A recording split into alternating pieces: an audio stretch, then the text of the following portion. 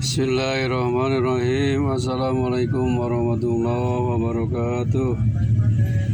Alhamdulillahilladzi arsala rasulahu bil huda wa dinil haqq liyudhhirahu 'alad dini kullih walau karihal musyrikun. Asyhadu an la ilaha illallah wahdahu la syarikalah wa asyhadu anna Muhammadan abduhu wa rasuluhu basyiran wa nadhira wa da'iyan ila Allahi bi'idnihi wa sirajan munira amma ba'du.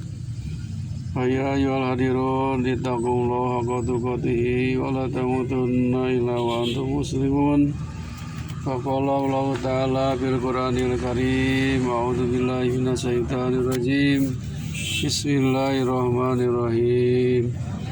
Wa laqad atayna Luqmanal hikmata an yashkura lillah wa may yashkur fa innama yashkuru li nafsihi wa ma kafara fa innallaha ghaniyyun hamid. Wa idza qala Luqmanu li ibnihi wa huwa ya'iduhu ya bunayya la tusyrik billah inna syirka la dzulmun adzim. Wa wasaynal insana biwalidayhi hamalatu ummuhu wahnan ala wahnin wa fisaluhu bi amani anishkur li wa li walidayka ilayyal masir.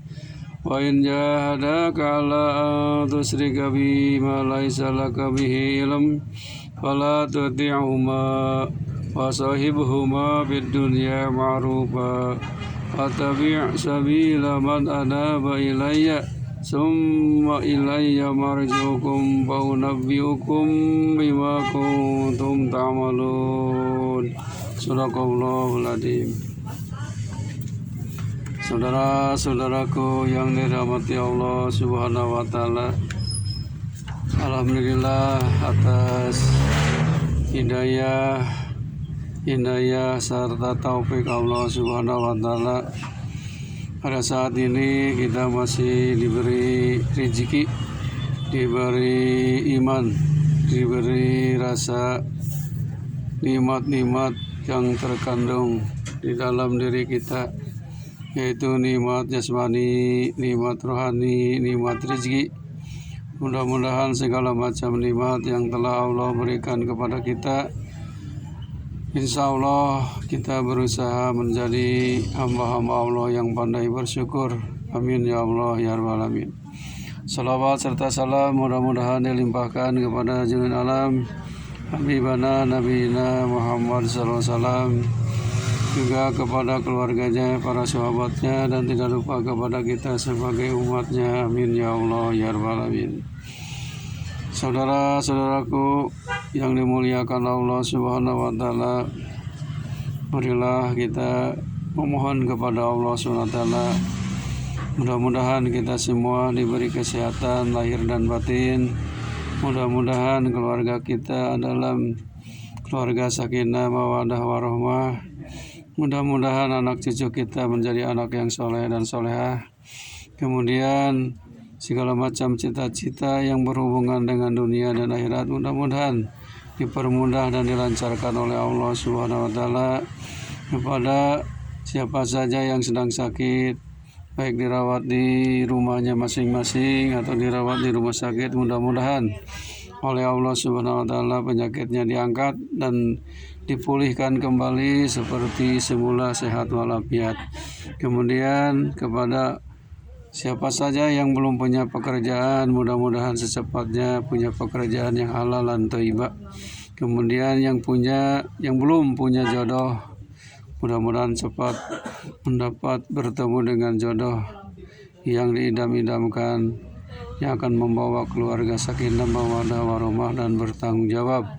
Yang belum punya keturunan atau anak, mudah-mudahan secepatnya oleh Allah diberi keturunan. Amin ya Allah ya rabbal alamin. Hadirin rahimakumullah, dalam mukadimah tadi saya bacakan surat Luqman, surat ke-31. Surat ke-31 ayat 12 sampai 15. Makanya saat ini saya akan sampaikan Judulnya atau temanya Nasihat Luqman. Sebab di dalam ayat ini mengandung hikmah dan mengandung nasihat khususnya bagi Luqman dan anaknya, umumnya bagi kita semuanya. Yang artinya ayat 12 yang berbunyi walaqad ataina Luqmanal hikmata anishkur lillah wa may yashkur fa inna ma yashkuru li nafsihi wa ma ghafara fa innallaha ghaniyyun hamid. Dan sungguh telah kami berikan hikmah kepada Luqman, yaitu bersyukurlah kepada Allah, dan barang siapa yang bersyukur kepada Allah maka sesungguhnya ia bersyukur untuk dirinya sendiri, dan barang siapa yang tidak bersyukur atau kufur maka sesungguhnya Allah Maha Kaya lagi Maha Terpuji. Ayat ke-13-nya wa idh qala Luqman li ibnihi wa huwa ya'iduhu ya bunayya la tusyrik billah inna syirka la dzulmun adzim.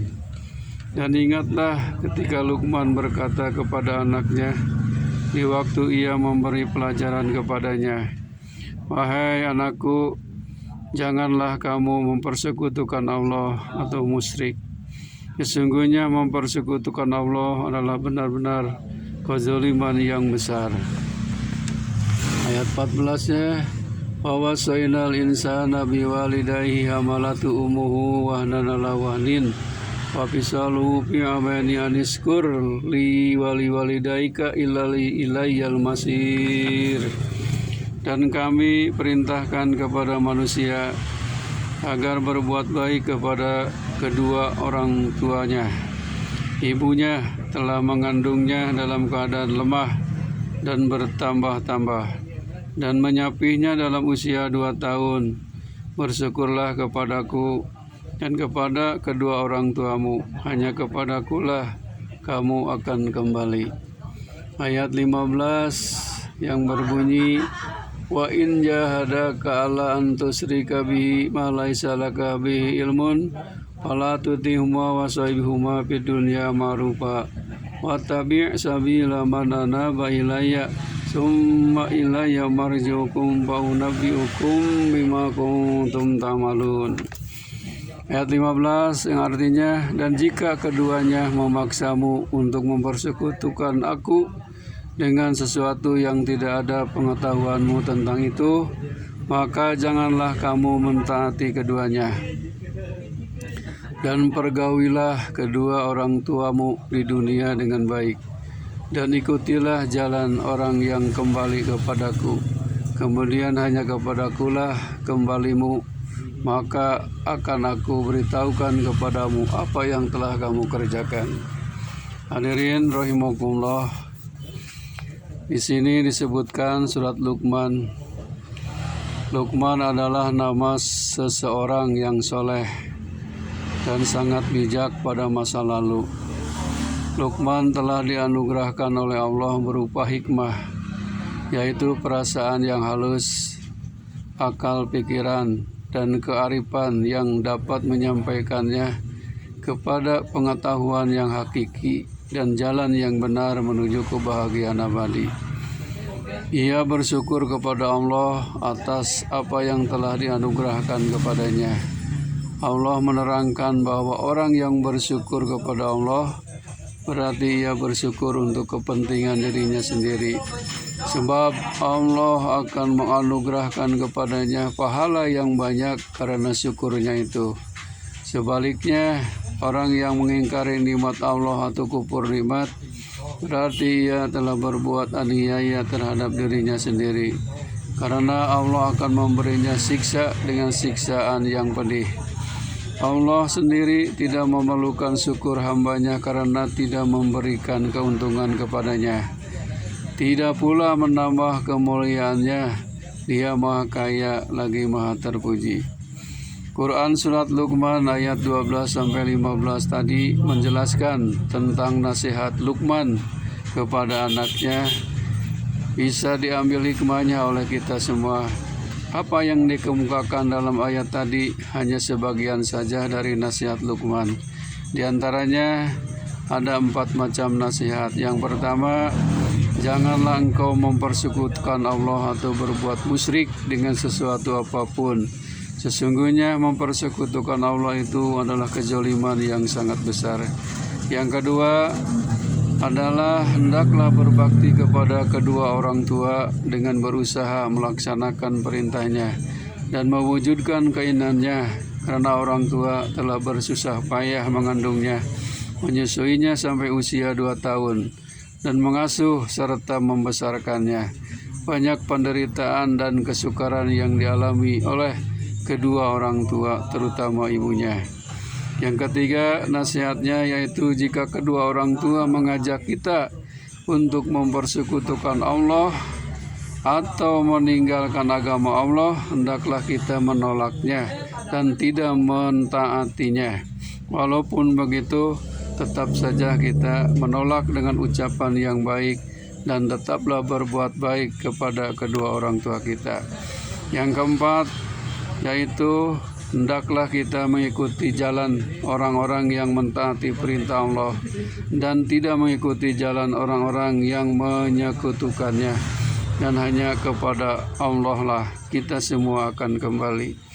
Hadirin rahimakumullah, itulah sekilas hikmah nasihat dari Luqman kepada anaknya. Bisa diambil pelajaran bagi kita. Mudah-mudahan kita semua menjadi orang tua yang bisa mendidik, membina anak-anak kita menjadi anak yang soleh dan solehah. Karena dengan anak yang soleh-solehah ini kita beruntung, amal kita akan pahalanya mengalir terus. Sebab sabda Rasulullah, barang siapa orang yang meninggal anak Adam, maka putuslah segala amal kecuali 3. Pertama, sedekah jariyah, mengalir pahalanya. Kemudian ilmu yang bermanfaat. Kemudian anak yang soleh dan solehah. Mudah-mudahan kita semua diberikan oleh Allah SWT anak-anak yang soleh dan solehah. Amin ya Allah ya Rabbal Alamin. Wabillahi taufiq wal hidayah. Assalamualaikum warahmatullahi wabarakatuh.